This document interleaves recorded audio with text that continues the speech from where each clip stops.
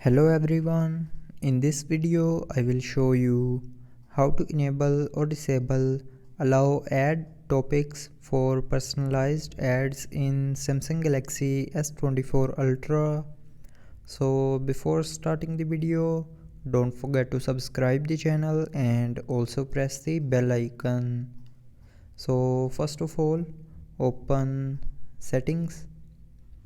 Now in settings, scroll down and here click on security and privacy.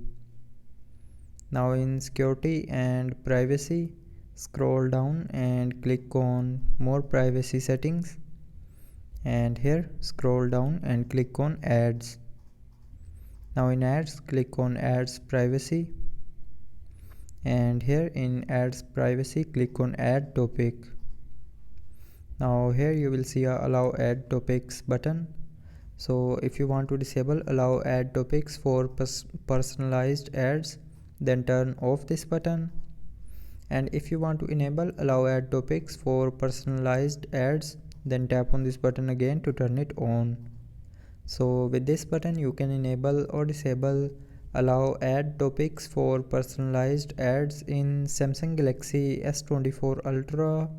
So I hope you liked the video. Thanks for watching.